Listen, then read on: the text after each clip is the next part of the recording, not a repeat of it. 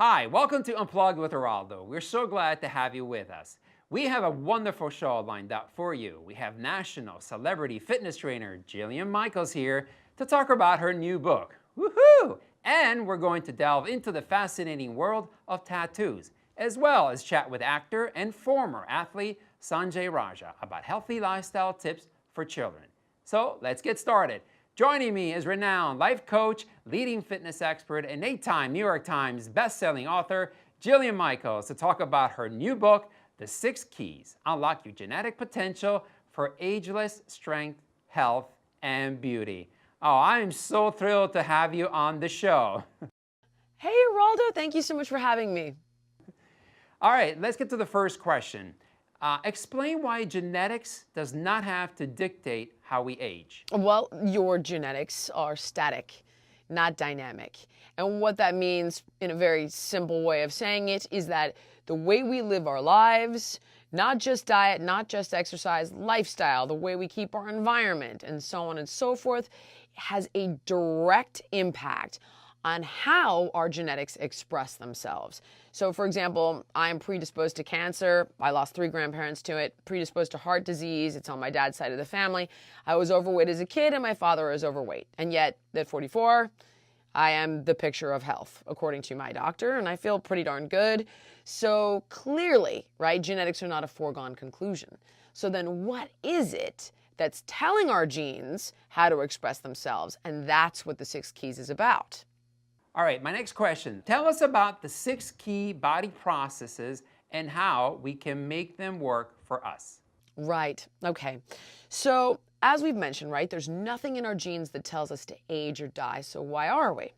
There are 6 body processes that are responsible for exactly that. And when they get out of whack, you've got things like gray hair, wrinkles, a metabolism that's failing you, that big gut midsection, and even far more nefarious, Alzheimer's, heart disease, type 2 diabetes, rheumatoid arthritis, and the list goes on. So things like stress and how we adapt to it, inflammation and how we manage that body process, your epigenome, which dictates the expression of your DNA, the length of your telomeres, right, and on and on.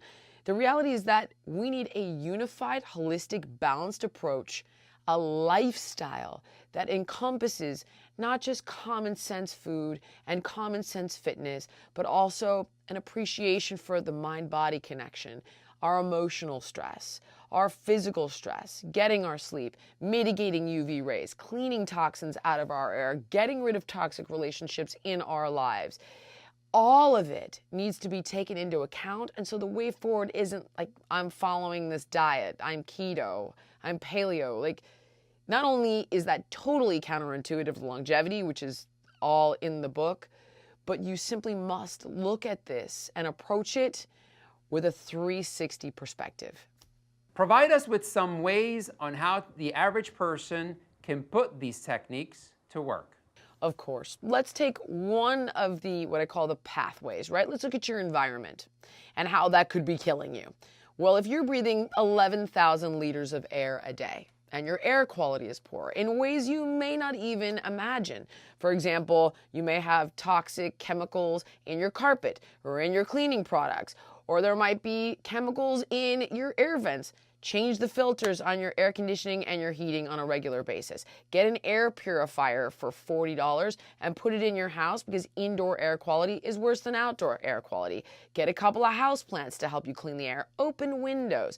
Use natural oils on your body, like coconut oil, to moisturize instead of expensive moisturizers with a ton of toxins in them, because what you put on your body goes into your body.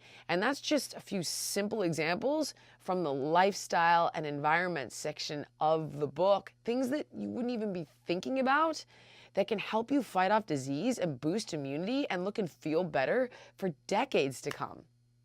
And lastly, what do you think is the single most important factor that predicts how a person will age? There just isn't. Unfortunately, I can tell you that when we look at our telomeres, right, that's protecting your chromosomes and your DNA. When your telomeres get shortened over time, you're at risk for genetic abnormalities. You've got chromosomes fusing with other chromosomes that they shouldn't be, and so on and so forth. So we got to keep these telomeres long, right? Well, we know certain types of exercise is going to do that. We know certain nutrients like alpha-lipoic acid, which you can find in tomatoes, for example, or beta-carotene, which you would find in cantaloupe and carrots, or polyunsaturated monounsaturated oils help to preserve telomeres. We know depression shaves our telomeres at an accelerated pace. So again, there isn't one. I'm going to give you all the information in the book. I'm going to tell you exactly what to do, but we have to understand that it could be anything from your mood to your food to your fitness regimen and so on and so forth. And we've got to take steps on all fronts. All right. Thanks, Jillian. Thank you so much. Take care.